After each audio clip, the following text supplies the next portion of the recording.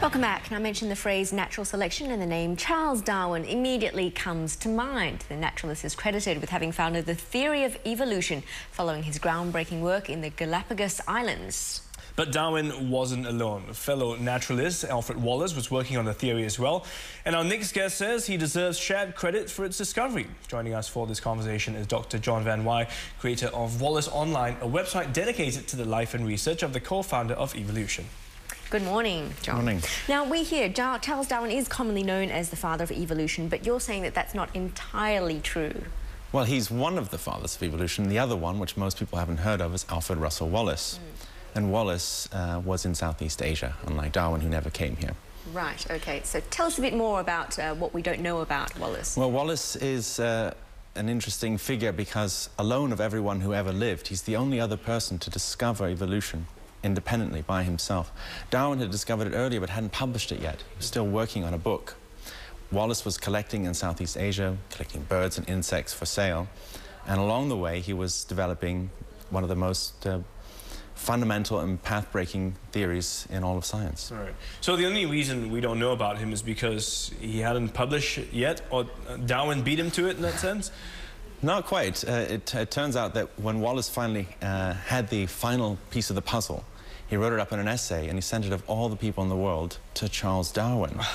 Darwin was quite shocked, and his friends arranged a gentlemanly solution, which was that papers by both of them were published at the same time, simultaneously. OK, so how do their theories differ in any way? Well, they differ in several little ways. I think the important thing is that Wallace came up with a theory because of what he was collecting in Southeast Asia, particularly insects. He would go to different islands like Borneo, Bali, Lombok, and he would notice that the insects were the same color as their background in all these different places. How did they get to be that way? Right. What was the solution? And that is what led him to natural selection. I see, OK. OK, and he actually spent much time in this region, was in fact based out of Singapore. We hear he had a few interesting characteristics, so to speak. I mean, he liked durians, for one. Yes, well, I think his first encounter with durian, as many Westerners, he was pretty shocked. But then when he tried it again, he said, I became a convinced durian eater. And he said it's worth a trip to the east just to enjoy it. Well, tell us what else he got up to when he was in this region as well. Well, he did a lot of collecting, a lot of traveling by sea, so he had a lot of adventures, a lot of narrow escapes. But also he was quite an extraordinary-looking figure in those days, to see a large man with a big bushy beard, with a large insect net, a gun, and boxes all over him. He was quite an extraordinary sight, and he would often frighten local people, and even their animals would go running off into the jungle. In one case, a small girl in Borneo, when she saw him come around the corner, screamed in terror and jumped into the river to swim away from this monster. Yeah. Well, that might have been a bit difficult as he went around collecting information. And, well, I guess good, because he got to work in quietness, in isolation. But what else is about the man that is so interesting? What is it that draws you to him, that made you want to sort of start this project? Well, Darwin is, of course, so much more famous, and that means he's been very carefully researched for many, many years. But Wallace hasn't. So that meant that to find out exactly how Wallace did it was something still unknown to historians, still misunderstood. So Wallace is a promising area of new research to understand how science works, to understand how evolution can be discovered. OK, so what are the major findings that you have had in researching him?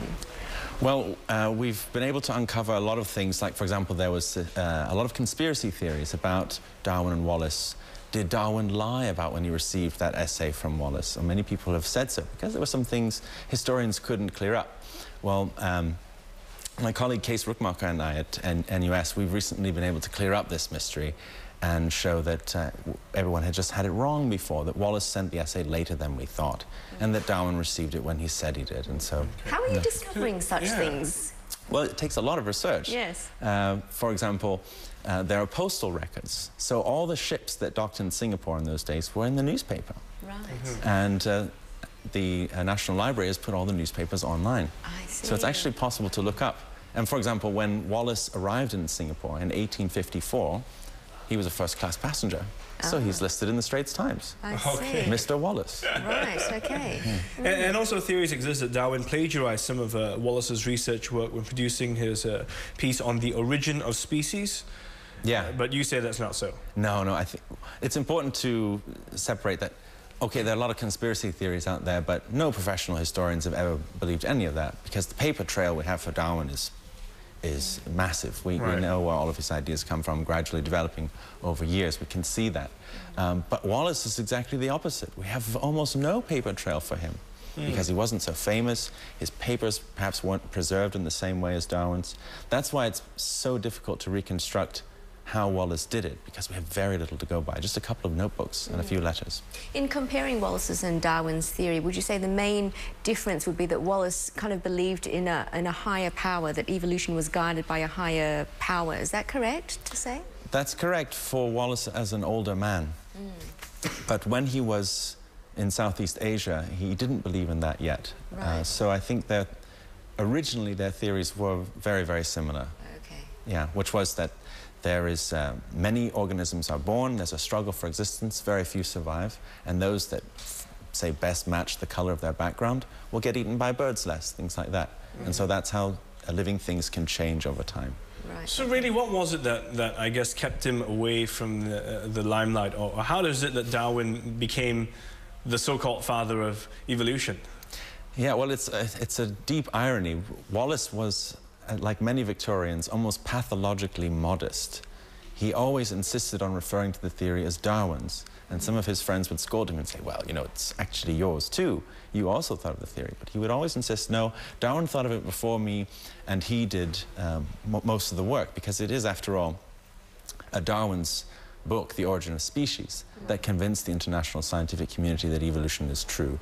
Right. And that's why Darwin is better remembered today, because he had 20 years of preparation creating a book that came out just after the Darwin-Wallace paper came out. I see, okay. But now we know, with the help of Wallace, yes? Yes. Okay. Well, I guess if you keep your own theories, if you call the theory you created by the other person's name, you know, it's a bit hard for people to say, but really, did you do that, you know? Okay, Thank you so much for coming in. Thanks a lot for coming in.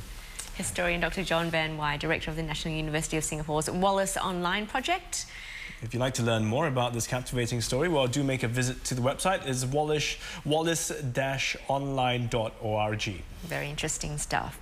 You're watching AM Live. World News is just ahead. Plus, the thrill of giving back to society. We're going to learn about a project that injects a sense of adventure to a CSR effort to Sri Lanka. Stay tuned for the details.